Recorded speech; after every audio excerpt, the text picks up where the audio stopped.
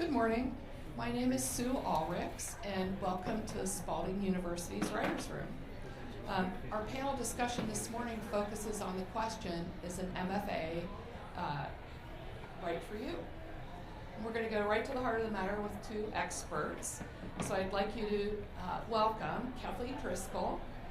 She's the chair of the Nuslin Mann Graduate School of Writing at Spalding, author of 5 poetry collections, and she received her MFA at the University of North Carolina in Greensboro.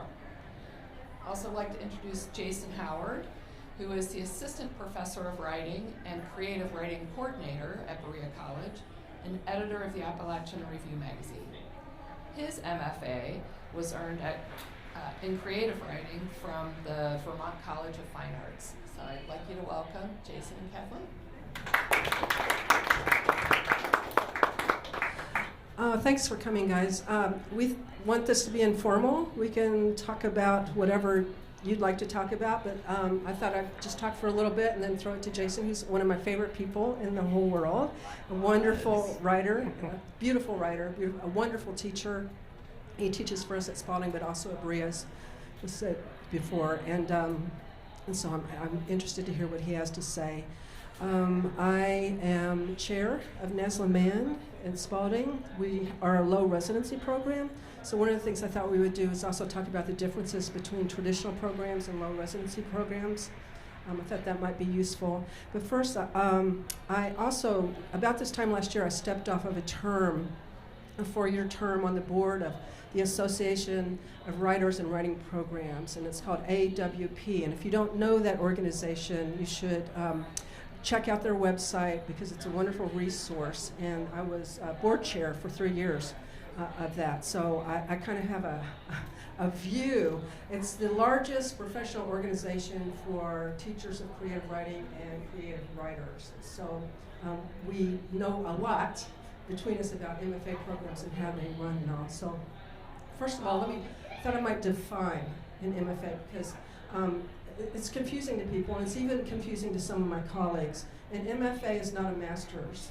Okay, it's a Master's of Fine Arts in Writing. The master's itself is a higher degree that you can get, but people generally, if they want to go on, they study the PhD after that.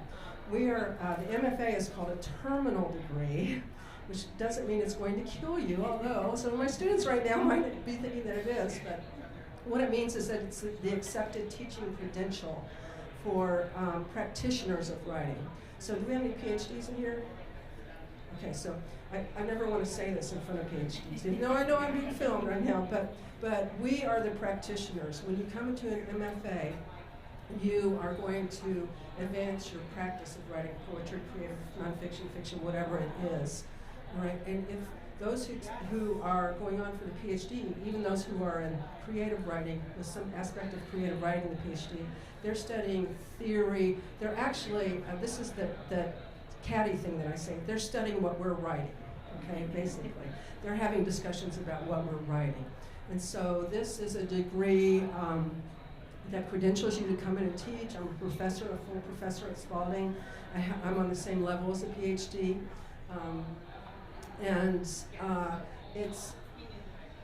Sometimes it's confusing to people because it has the word master's in it, right? So I just wanted to spell that out. So do you want to talk about? Oh, I don't know here. Yeah, and what I would add, and just add on to all the great stuff that Kathleen was saying, was just to dig down into the practitioner part of that. And what I love about the MFA is there's so much freedom there, and freedom to explore different genres. And so even though you may come in wanting to, study poetry or fiction or creative nonfiction, even within that time frame at a lot of programs at least, you can dip your toe in the water with the other genres. And for me, I had never, when I enrolled in an MFA, even though I had 2 books out and had a lot of essays published in different places, I had never taken really a creative writing course. I didn't take creative writing in my undergrad or anything, And so that was one of the main things I wanted to do when I did my MFA, is that I knew going in that I wanted to be on the creative nonfiction track, but I also wanted to just give myself room to explore and to play a little bit.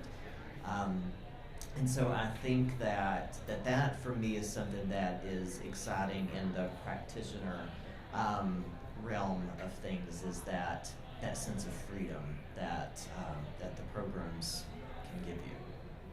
So the question here is an MFA right for me? And what I always tell my prospective students is the only reason to get an MFA is because you can't imagine not doing it.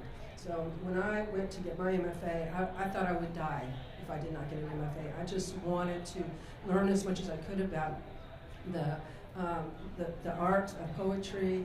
I wanted to learn from really great people. I mean, there are plenty of, especially now I think, there are plenty of avenues for folks to go out and have community experiences and have workshops and whatever. But this is a kind of an intense writing where you're expected. I mean, the deadlines and the expectations were a big help to me. I mean, when I went to a community workshop, no one was really expecting me to do anything. Maybe I show up with a poem, maybe I wouldn't. But here I was really pressed to read a lot and to write a lot and to have a lot of conversations about the art that I wanted to make, and that was central to my intellectual life. So some people come in to get the teaching credential. I don't really recommend that as being your first reason for coming in. It's hard. Teaching right now, the environment is really hard. The job market is really hard. But on the other hand, I will say that when I graduated in 1991 with my MFA, folks told me the same thing. So I don't want to quash anybody's dreams. So if you can hang in there, you know, it's not impossible that you'll be able to make a life for yourself in the academy. But that shouldn't be the first reason in my mind. And I never want students to come and get an MFA as a shortcut to the PhD. You know, like if I can study for this long and get the PhD, or I can study for this long and get the MFA, and I can still have the same credential. It's not what it's about. Everyone in our program is really serious about what they're doing in terms of writing and all. So the MFA, most masters have between 30 and 36 hours. Some of them have more than that. But because we're a terminal degree, our degree is pretty hefty. It's a 65-hour degree, and in fact, it's an hour longer than the doctorate of education that we have at Spalding. So this is serious business. We're in very sort of intensive kind of study. So maybe I'll talk a little bit about traditional, and then you can talk about low res. So in the country right now, there are basically two different ways to get an MFA. One is called the traditional way. Sometimes I call it the conventional way. And that's how I got my MFA years ago, because I didn't really know about low residency. Technology has made a lot of things possible.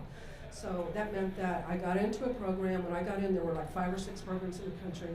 They told us it was harder to get an MFA program than a med school, which I found very hard to believe. But we threw everything into our U-Haul, and we moved out of our apartment, and we went to live in Greensboro for 2 years while we studied. My husband and I both have MFAs in there. And so we went to class. We had a workshop every week of every semester, and that was the backbone of what we did. And then we went to other classes with PhD and other master's students. So it could be anything from the study of Wallace Stevens and William Carlos Williams and Robert Frost to the theory of publishing or something like that. But I was not just in there with MFA students. And it was great. I loved it. I made great friends. I worked on a literary magazine. And that's important. Most MFA programs should have a literary magazine for you to have the opportunity to work on and understand, and whether they're low residency or not. And we got together at the bar after workshop every week, and that was basically the time that I spent with my friends who were in the MFA program. And then I went home and wrote and got ready for workshop to bring stuff back. So I did that for 2 years, got my MFA from a really good place, and then went on to sort of adjunct here, there, and everywhere for a while until I fell into a more full-time job teaching. So you went to Vermont, which is one of the oldest low residency programs in the country. Maybe you could talk about basically the architecture of a low residency program? Yeah, the low residency program is has a bit of overlap with the traditional program, but it is a compressed schedule. So it's usually 5 residencies on campus, and so you go for depends, it varies, but anywhere from 7 to 10 days at a time, twice a year. And during that time, you are kind of your first residency, at least, you're kind of thrown into the deep end. You meet your set of people that you enter with, and you just dive into the courses. And so during that 7 to 10 day period, it's very intense, and you're going pretty much nonstop. You're attending lectures by the faculty members there. You are in a workshop with a set number of other students, and so you have brought, in whatever genre you're studying in, you have submitted work ahead of time that everybody has read, and during that workshop, everybody's stories or essays or poems are critiqued.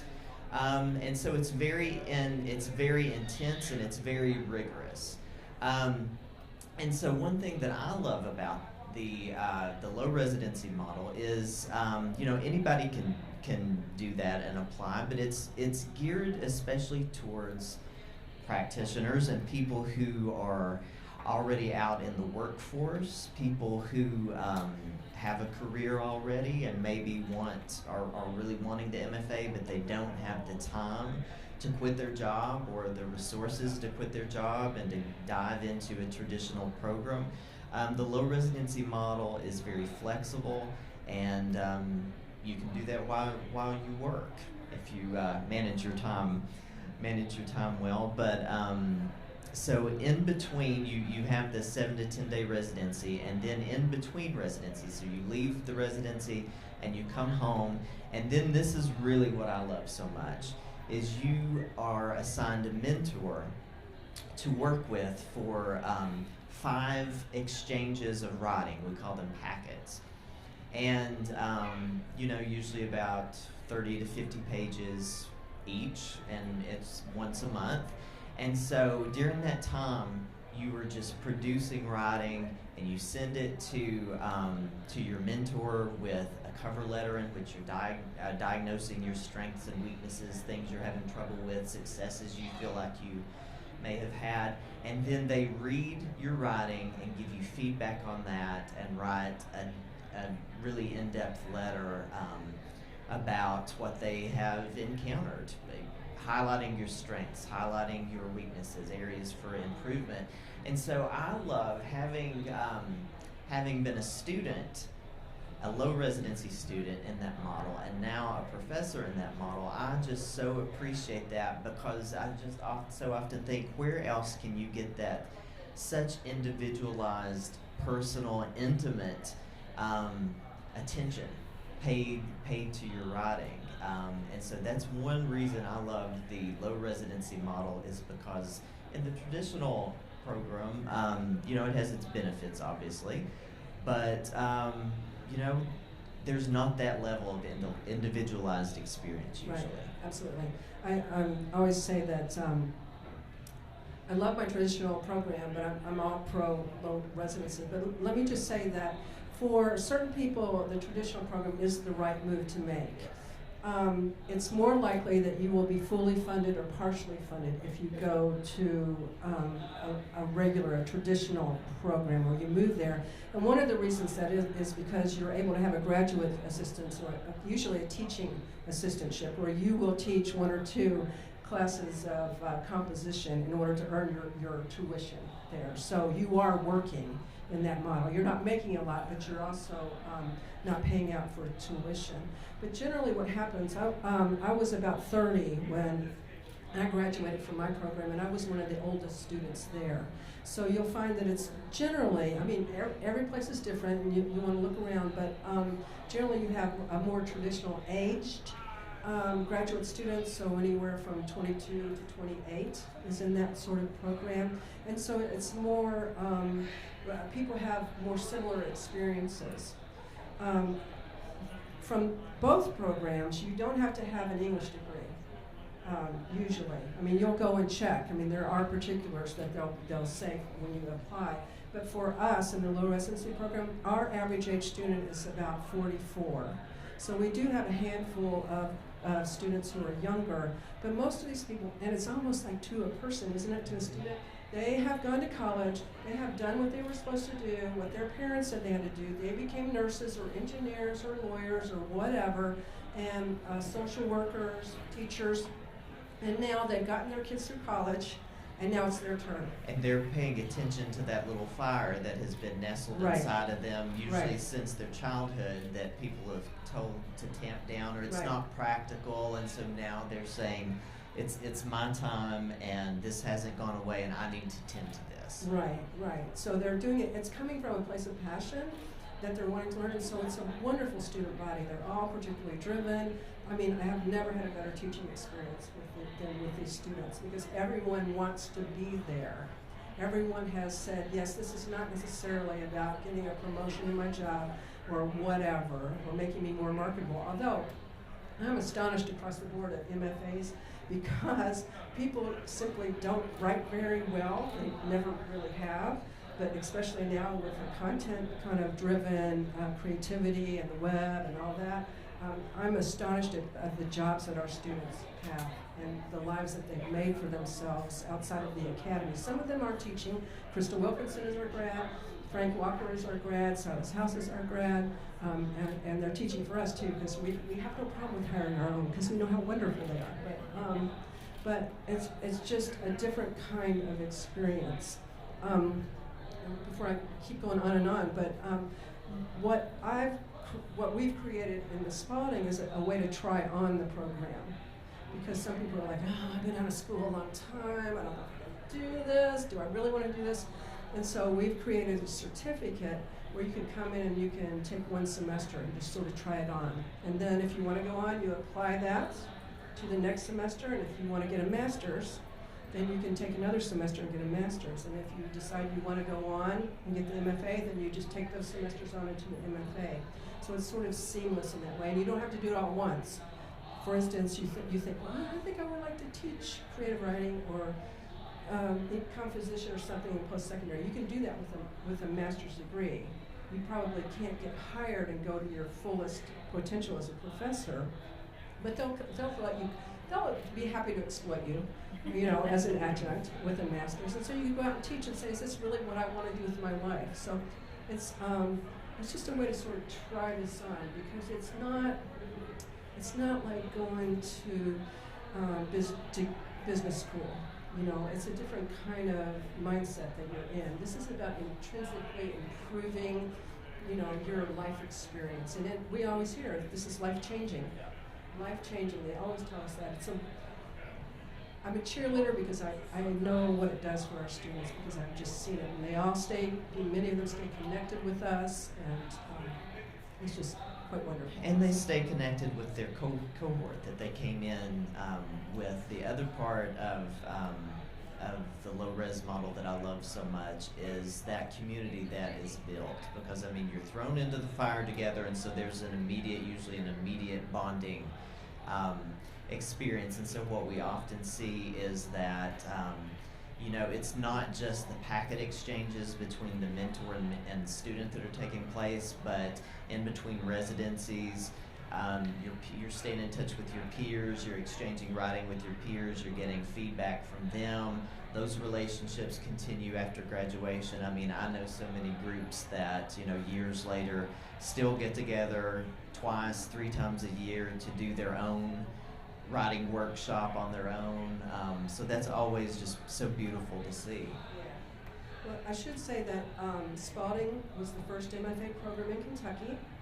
I think that's because U of L and U of K fought about who was going to go first, and we were like, well, look that way. Okay, here's our program, right? So we were founded in 2001, and so we're a low-res program. Then Eastern Kentucky has a low-res program called the Bluegrass Writer Studio. So they have established theirs. There are a couple of traditional programs that if you're interested you might look into. There's one at Western. That's where you would go and you would take classes there. And then there's one at UK too. So we have a lot of our grads who are profs in that program as well. And each MFA program has its own kind of little identity. You know, what we're starting to do. Like one of the things that we like to do is, we were saying this before, is I'm really invested in having our students have cross-genre experiences if that's what they want to do. So I just think it's so important to see how one genre talks to the other and you make breakthroughs, you know, and even screenwriters take poetry workshop and they're like, oh my gosh, attention to language, who'd have thought it, you know, or those folks who are in fiction will sometimes go and study writing for children because they want to write a middle grade or whatever, you know, just back and forth all the time. And you can have a little bit of taste of the cross-genre, or you can have a larger experience. We let you go for a whole semester. Yeah, and there are also just moments, sometimes moments of discovery and breakthroughs between learning across those genres, but also, you know, I'm thinking of a student I'm working with right now who, God, is a fabulous writer. We're going to know her name. I really believe that.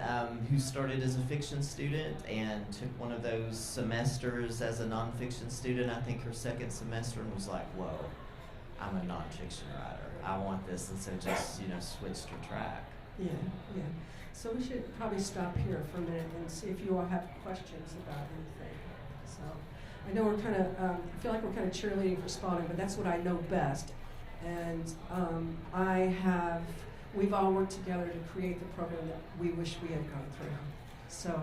Yeah, and I would just add here, you know, in my role at Berea College, where I direct the creative writing program and work with undergrads, you know, what I do a lot of as our students filter up through the program is they're thinking of MFAs and they're exploring all these options, and so we are absolutely cheerleading for Spalding, but you know, I have written so many recommendation letters for other low residency programs, other traditional programs, and so we kind of have that, I think, wide view of the landscape. Yeah. I think a traditional program is the best choice often for a traditional aged graduate student. It's good for them to go away to someplace else and to be on that university campus and really. So, yeah, I wouldn't necessarily say that would be a first choice for, you know, perhaps some, but not all for sure. So, do you all have questions? Yeah. I didn't catch that part about you were talking about like Spalding University's kind of niche in terms of. Oh, cross-genre is one of our niches. That not every traditional programs are often, and there are some low residency programs too, are often very sort of strident about where you fit in. So many traditional programs, they'll take 13 poetry students, 13 fiction students, because that's the number that has traditionally been a workshop number, like no more than 13. And then may have 13 CNF students, creative nonfiction students, right? And they stay in lockstep there. You're not allowed to go back and forth and study. It's just harder to administrate. So I never know if I'm going to have a workshop that's full because this student might want to, that fiction student might want to go in creative nonfiction, and I want her to have that opportunity to do it. And I have the flexibility to manage the workshops in that way. So the other niche that we have is that we now have a virtual residency that we're starting, and so people can mix and match and come to Louisville. The virtual residency's in the summer. You can come to the brick and mortar campus in November or May, or you can go to the virtual residency. So pretty soon, we're just starting that. Pretty soon, I hope we'll have some international students that'll become English-speaking international students that'll be joining us as well. We have an extended curriculum, an extended way of studying. So if the most efficient way you can go through the program is in 2 years, but if you want to take your time, you can come once a year and you do that study that Jason was talking about with the packets. You spread it out over 9 months instead of 6 months. Same amount of work, just people who have busy lives, busy jobs. You know, we find a lot of teachers think, sucking out that same energy, that creative energy to be a teacher and to also be a writer, and so they need that extra time to fill back up. So, and I always say, the science doesn't get old in MFA, right? There's no reason to rush it. So you actually have 8 years to finish your MFA because that's what some students need, and so why not? Why not do that if we can do that? So there's no reason to really rush it. So, yeah. Yeah, sure. Other things you guys are wondering about? Yeah. When you're working with a mentor, Mm-hmm. what type of feedback do they get back? What type of feedback does the mentor give? Yeah, I mean, one thing that I always like to think about is, first of all, what's working here? You know, so thinking about affirmations. What is this student doing well? And I will spend time like marking up the manuscript that they've sent me, and then in their letter, really doing a deep dive into this. You were doing this so well. I loved your use of characterization. This sentence just blew me away. Or this paragraph, you know, I think that's important on several levels to do. And then I will go into, you know, here are some areas that you might want to think about fixing. Here's what's not working for me. And then I will be very specific and highlight those and say, here are some techniques or craft strategies for how to work with those and fix those. So it's really, you know, just a, again, I mean, the word that comes to mind for me is intimacy. Is I feel like as a professor that I'm so privileged to get to spend that amount of time with a student who is hungry and giving it their all. That's one thing that we see, I think, a lot in our teaching is students who are hungry, and you sense that, you feel that in the writing, and you feel that on the page. And so as a professor, I'm trying to match that. That level of hunger into what I give back to the students. So, you know, it's a balanced bit of feedback. You're talking about the niche of the program. When we were founded, we had a whole different philosophy, and that was that we were not going to have workshops where people were destroyed, which is very common. People, I mean, this is sort of the thing. And in my workshop that I went to in the traditional program, the last writer standing was kind of the best writer, and that was not always true. But, you know, the person who was sort of beaten down was the person that, you know, you just kind of go with your tail tucked between your legs, and that's not affirming. So we're always very constructive in the way that we go about workshopping. And so we want to be supportive to our students not because we're nice just to be nice, but because that's the very best way to learn. When people are cruel to each other in a workshop, the learning shuts down. You don't hear what's being said. What you hear is, why are you being so mean to me? Oh, why do you not get what I did or what I was trying to do? And then not just the writer, but the people in the workshop are like, oh my gosh, is that going to happen to me the next time I'm out? And it's not efficient. It doesn't work. And so we've created this pedagogy, and we have shifted truly. I mean, this doesn't sound very humble, but we have shifted the pedagogy of all MFA programs in the country because we started talking about this and we found out it was so successful. So now you'll see things in other programs where I'm like, you guys used to be really mean, and now you're using our language. What's going on here? You're so supportive. I'm like, but you didn't used to be. But anyway. So, but it doesn't mean we don't tell each other the truth. Right. You have to tell each other the truth, but we ask our students to take the time to phrase it in a way that's constructive, not destructive. Yeah, and I always have a dialogue with my students ahead of workshop and talk about how in my workshop, you know, I really believe in the golden rule principle or the karmic principle is that, you know, you should give the kind of feedback that you want to receive. And that does not mean, you know, oh, this is perfect, this is amazing or anything, but that it's constructive. Here's what's working well, here's what's not working so well, here's some ideas of how to fix this. There's a lot of potential in this piece. Yeah, that's cool. You write letters, right? Yes. Yeah, I don't write letters because that feels too much, that's too much typing, too much chemicals. So I do audios back, and so we want our mentors to give an audio back of at least 30 minutes. Right, and so I just sort of talk through the manuscript for me, and then I upload the audio on Dropbox, and they can listen to it.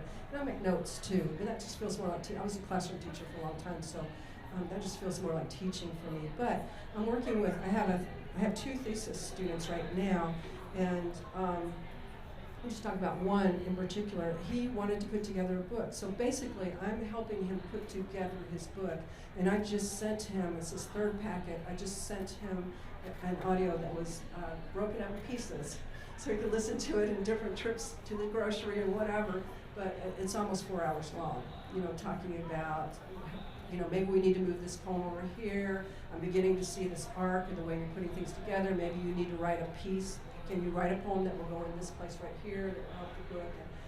It's going to be a fabulous book, so, and it will be published, but it's wonderful work, but you get a lot from us, so. I often say that I give my students more in one packet response than I got in a whole workshop from my mentor. And the other thing about Loras is you have a lot more profs to choose from. Yes. Yeah. Yes, and that's something that I loved as a graduate student, is really digging into the people who are on faculty and studying their teaching philosophies and reading their books and saying, oh, this is somebody that I want to learn from, and you know, you rank the ones you want to work with before they're assigned, and yeah, it's a good process. Lots of options. Yeah. And we have 40 different faculty members on our. Not all of them are there all the time. You know, like Silas, you know, his paperback was coming out. He had all these other things going on, so he was away for a semester. Or Maggie Smith just had a new CNF book. She's a poet. She just had a new CNF book come out. So she took 5 students last semester, and now she only wants 1 student because she's going traveling and going to be on a lot of TV shows and stuff. So what else are you guys wondering about?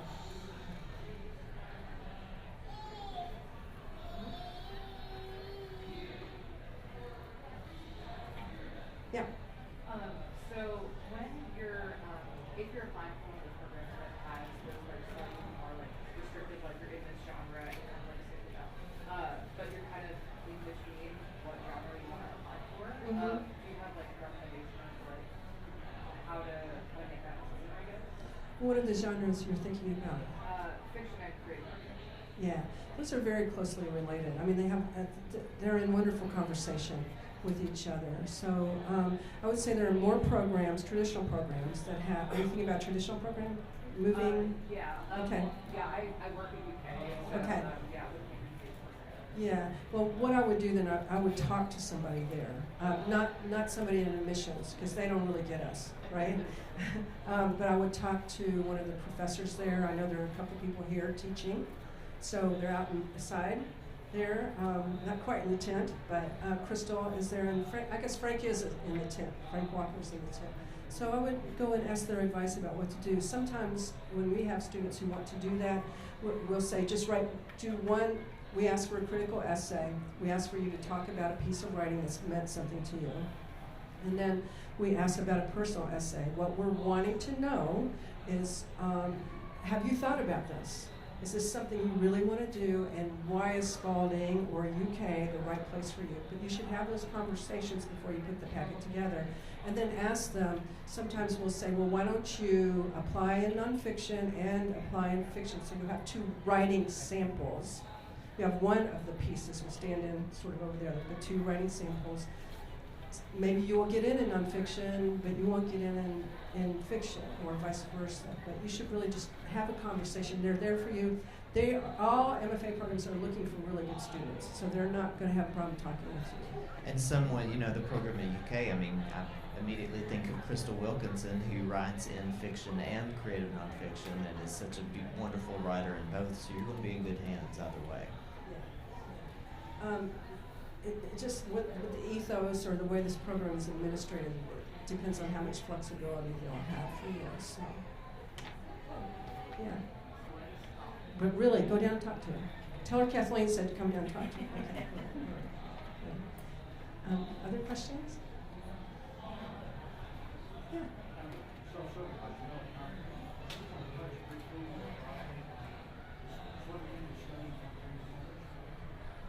The sort of thing you study?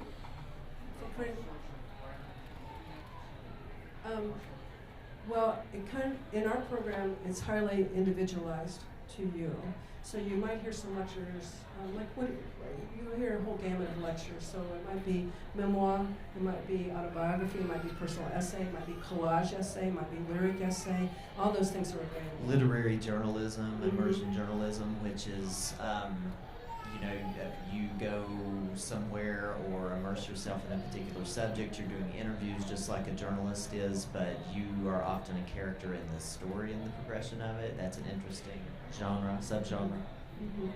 So it really, when you're doing your independent study, you would have a conversation with your mentor and you say, this is what I'm interested in doing. So somebody else might be doing memoir, but you might be doing personal essays, and that's perfectly fine with us. So it's the same thing with fiction. So we have lots of novelists, but we have people who want to do short stories, and we have people who want to do flash. They're just crazy about flash fiction. They just want to do that. So,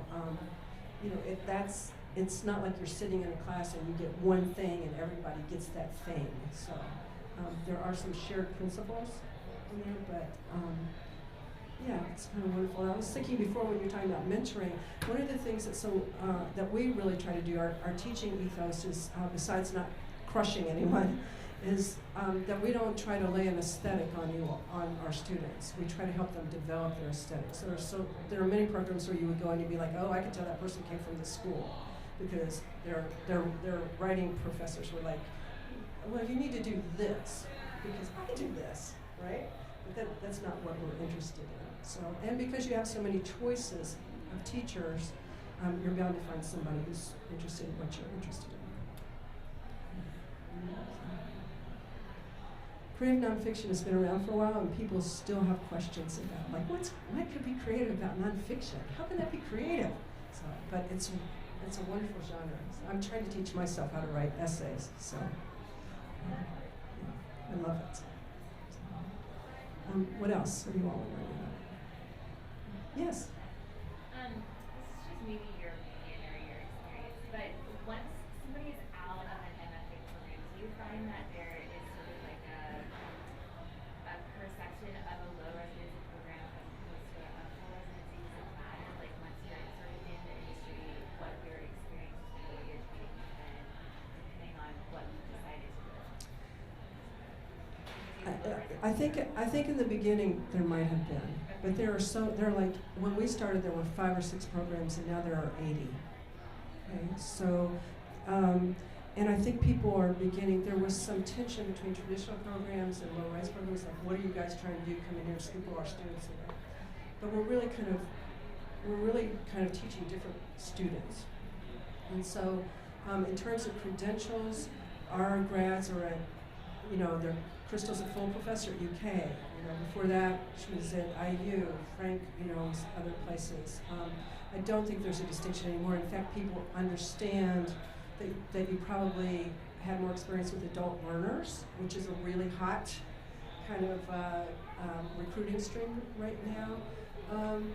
And they understand that the programs, the low-res programs, are very rigorous. And some, like I said, in my program, we played volleyball a lot, I went to workshop.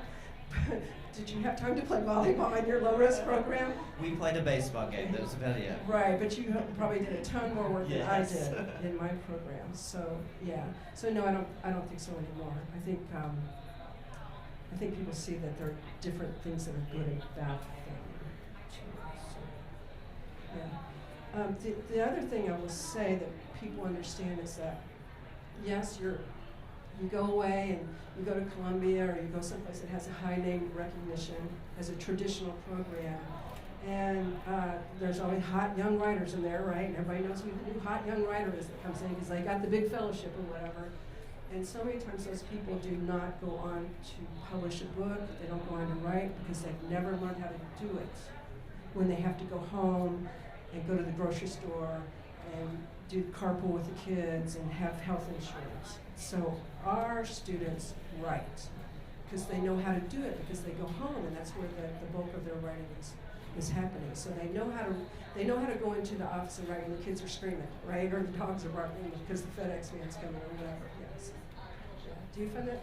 Yeah, I think it teaches you or reinforces how to juggle. because I think that that is what the working writer's life is. Right. Because there's so few of us who are lucky enough to just be able to write full time, and that's that. You're usually juggling it with other responsibilities. I mean, I teach at Berea College.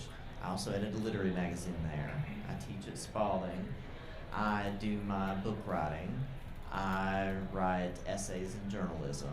I go out and give readings. I teach small community workshops. So I mean, that's the writer's life, is being a juggler. And so, and in the low residency program, I think that really teaches that the practical way of writing and living. Yeah.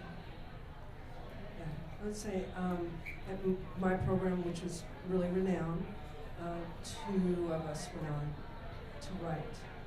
And that includes my husband, who got an MFA, and decided this is not for me. Besides, we need health insurance, so this is what I'm going to go in a different path. So he's a very avid reader and all, but that was just sort of a hiatus for him. That was a paradise in some ways, but it wasn't. His life is not centered around the literary world like mine is. So, other things?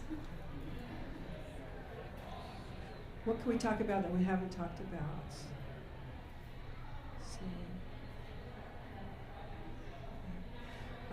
The way that we grade at Spalding is it's basically pass-fail, because we're a fine arts degree, and so the grading, you do have a transcript with marks on it, but we do discursive grading. So the thing that doesn't go in the transcript is our response to you in the semester. And so, I don't know, a page and a half or so that we write back to sum up the semester. And you will find that in a lot of traditional programs and a lot of low residency programs as well. Because it's a fine arts program, you won't necessarily get an A or a B. Of course, you know that in graduate school, you're usually not allowed to get anything less than a B, right? So some are more lenient than others. If you got a C, they might let you repeat that class, right? This is true of all graduates. It's not just creative writing usually. So, but generally, if you get a C, you're politely asked to leave the program. So, well, did you have discursive grades? Yeah, it's so much more helpful, isn't it? Yeah. So. Okay. Do you have anything else to add, sir? No, I think any other questions? Okay. Yes. Sure.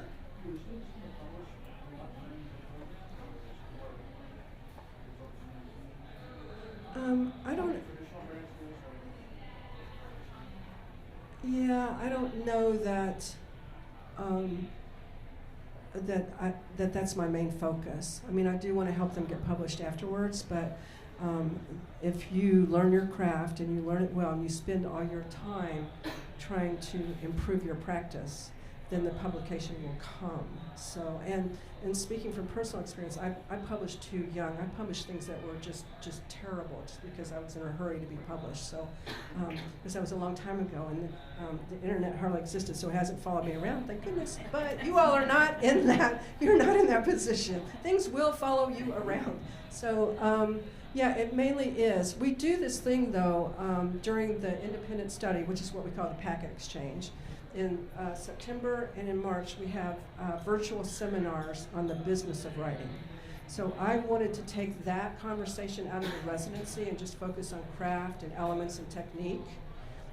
But students need to know how to submit to a magazine, how to get an agent. Like, we just had a very popular New York agent come, who was on the board of AWP with me, and he came and talked to students at that time.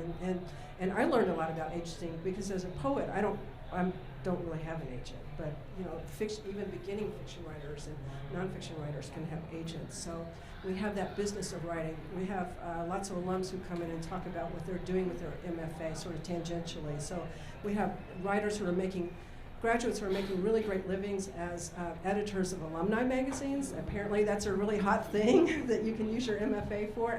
So you do that, you go home and write your poems and whatever as well. So yeah, we are in that conversation. I wouldn't stop anybody from trying to publish, We don't publish our students in our literary magazine because it's just bad form, I think, to do that. But they work in an editorial way on magazines too, so they get that kind of practice as well. And sometimes in the packet exchange, you'll get the question after a student has revised, in my case, an essay several times, do you think this is ready for publication? And I'll give them an honest answer and say, no, it needs another pass or whatever, or yes, because they need, as Kathleen said, to get acquainted with that process of sending their work out, because they are working writers, and so sometimes we will see that. We'll say, yes, send this out, and they will be accepted. Right. You will, whether you're in a traditional program or a low-res program, you will form these relationships with people who will help you publish and introduce you to the publishing world. Like my first book, Fred Chappell was my thesis mentor, and he blurbed my first book for me. And so, and he was a real cheerleader for my work.